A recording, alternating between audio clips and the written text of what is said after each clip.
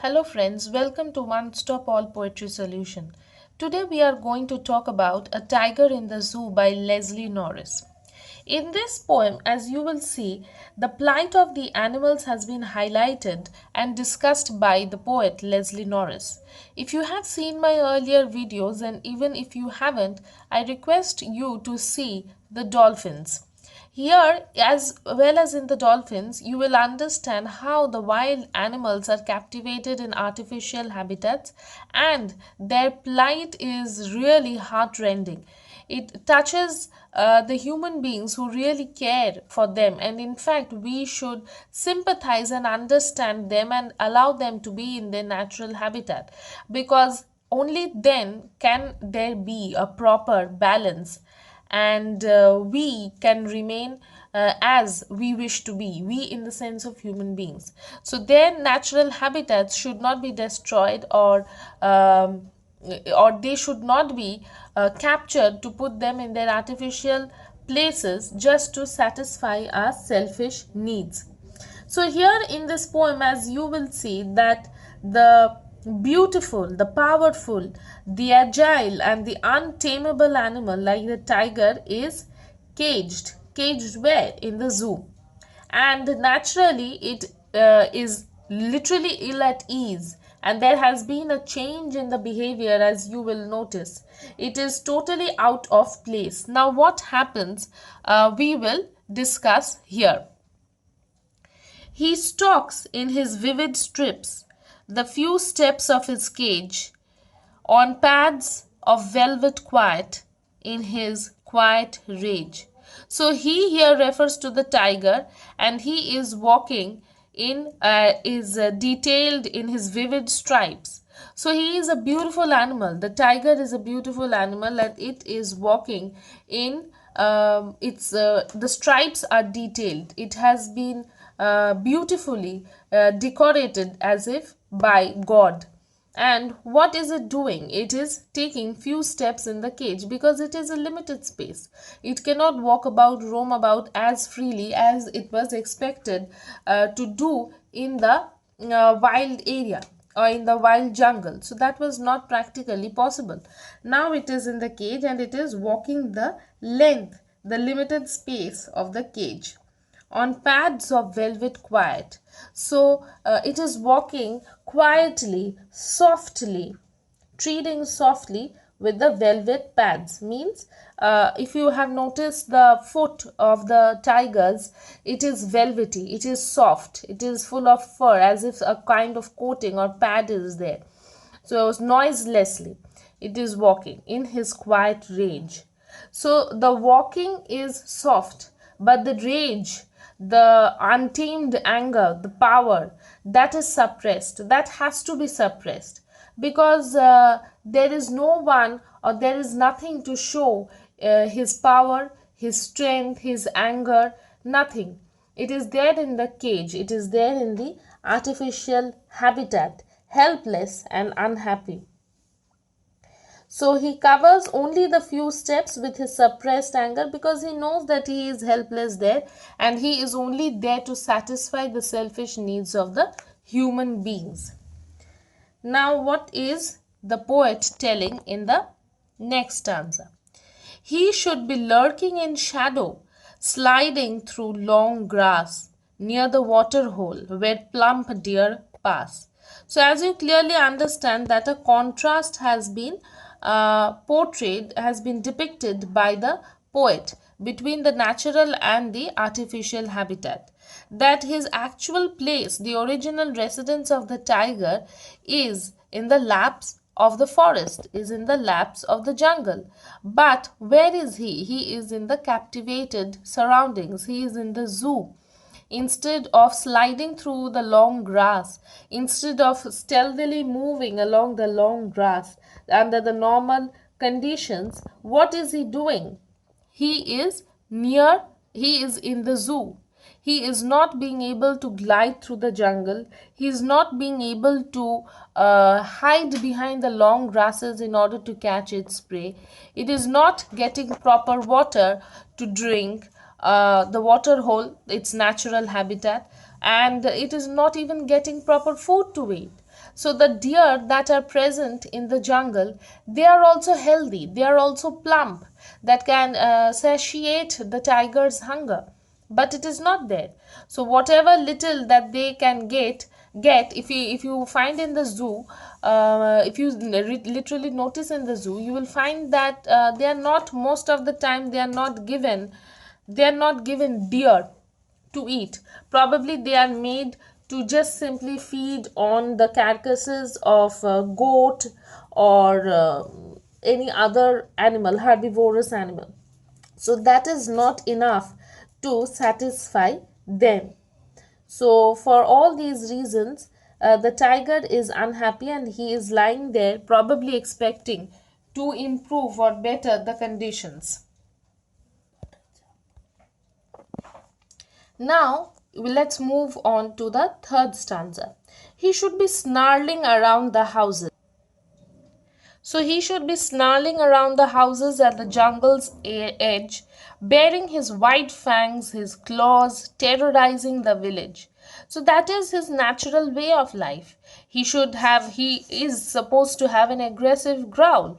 He is supposed to roam around the houses, referring to the villages that are near the jungle. At the jungle's edge, the houses that are located at the edge of the jungle, means where the jungle starts, the villages begin there. So as if a kind of an intermingling is there, bearing his white fangs, his claws, terrorizing the village.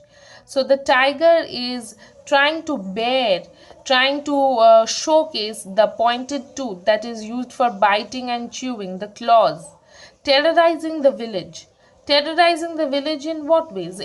For me, I personally have interpreted, or I've understood it as terrorizing it in two ways. One is by its presence, and secondly, when you destroy the natural habitat, when their natural habitats are destroyed completely, they suffer from proper living, they suffer the absence of proper living places, food, water. So naturally they will move out into the localities where the human beings reside.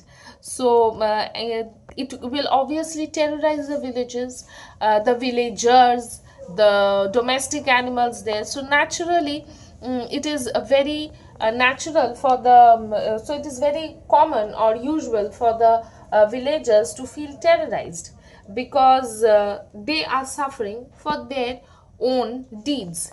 So you do not, or you cannot blame the tigers or the wild animals for that. Even in fact, in news also, I am sure you must have heard about how the elephants come out of the jungles, isn't it? And they destroy the crops, but they are not doing it purposely. They are hungry, they have lost their food, they have lost water, all the natural things, their places of natural comfort, everything is destroyed.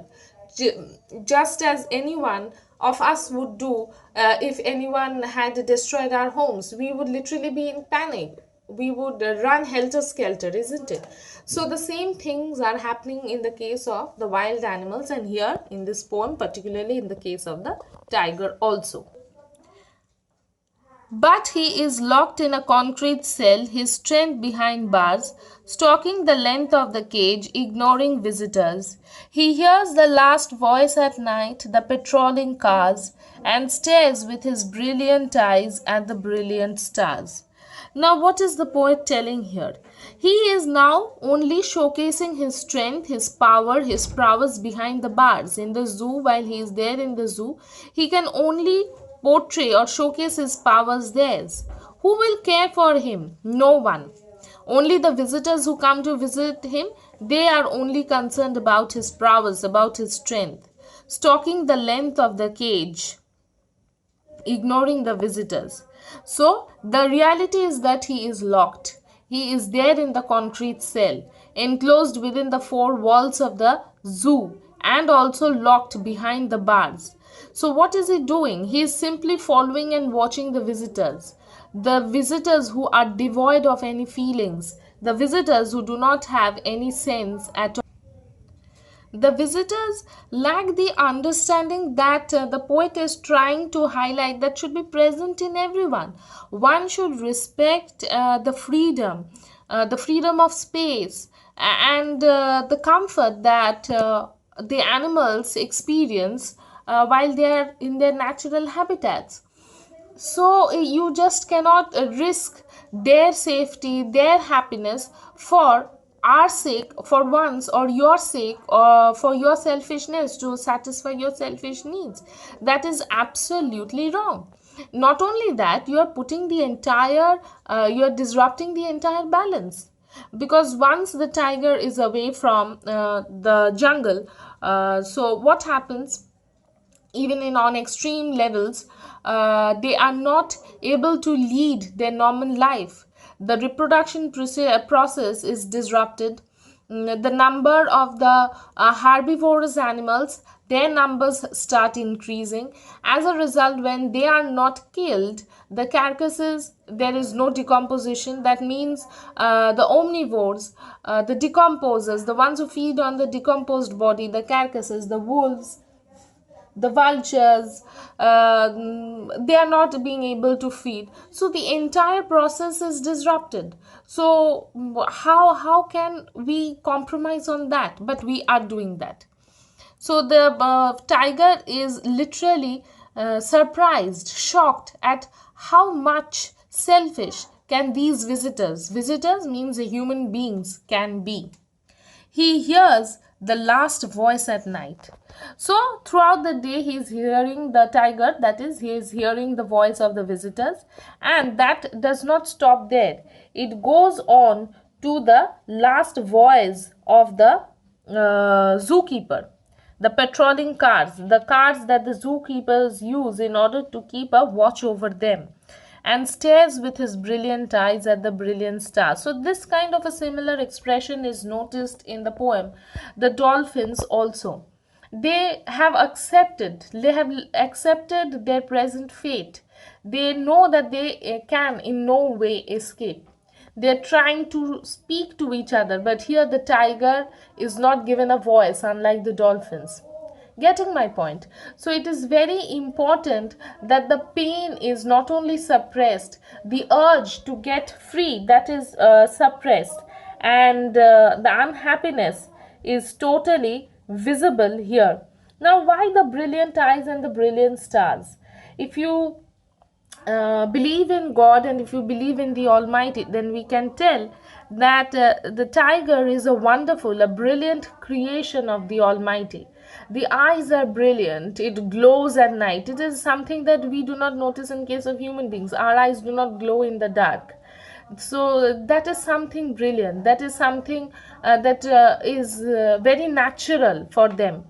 And the brilliant stars, the same glowing stars. But the tiger's fate is not that glowing. The tiger's fate is not that bright as his eyes or the stars that he notices or stares at without having any amount of happiness within him. He is depressed, he is morose, he is sad. So he understands that probably that is his fate, that is how, that is, the zoo is his destination. Okay, and this brings us to the end of the poem. I would like to talk about a few of the poetic devices that has been used here. Firstly, it is the personification. The tiger has been personified here. So throughout the poem, you find the tiger being referred to as he or him. Now, then there is the enjambment, where the line continues like sliding through the long glass, and where the plump deer pass. It moves on from one line to the other, as you know the process that enjambment works in. Now, oxymoron is another thing. The use of the adjectives that are placed opposite to each other. Quiet rage. If you are totally outrageous, means you cannot suppress your anger, then how can you be quiet, isn't it? So here there has been the use of this oxymoron in these two adjectives. Alliteration, like the plump pass, Imagery, the poet has tried to create the image of the tiger's activities like lurking in the shadow, passing through the water hole. I'm just summarizing the exact, I'm not quoting the exact lines, trying to summarize the meanings of those lines. Then stalking the length of his cage. These are the imageries where you can visualize it, and the use of the words like baring of the teeth, the velvet, so walking softly with the velvet pad, quietly with the on the velvet pad, then snarling. These are the sound images also that you can feel, you can hear, you can if not sound images, obviously you cannot visualize, you have to feel, you have to, as if you are listening, you have to use the power of imagination while you are hearing them. So these are the different figures of speech that the poet has used here. Now I hope you will understand this poem quite easily, because there is nothing much difficulty in it. This poem has been given in your syllabus, and if you're reading it outside your syllabus, it is very important that you develop these feelings of respect, these fellow feelings for them. Imagine you being captivated, how would you feel? So why are we doing this in case of the other animals? Why not allow them to be free? Why are we exploiting them just to satisfy our selfish needs? Yes, interdependence is all right, but exploitation, endangering them, putting them on the brink of extinction, are these absolutely necessary? It is high time that we question them. And that is why I have drawn a comparison between the dolphins as well as this poem, A Tiger in the Zoo. I hope you will not have much difficulty. If you have, please let me know in the comment section. You can always contact me on Telegram also, as I have provided in the description box, as you will find it. The links are appropriately stated, and looking forward for your support, your like, subscription. If you haven't subscribed already, include more of your friends in this one stop all poetry solution, so that our family increases. You all are proud members of the one stop all poetry solution, as we are slowly increasing our memberships, and also trying to improve the quality of our video. We are working on it. In fact, it will be a huge surprise for all of you once we reach the 100 mark subscription. Hoping for your future support and motivation. Happy learning. Do like, subscribe and share not only the channel but also the videos if you have enjoyed watching them. Thanks for watching once again, and bye until we meet again.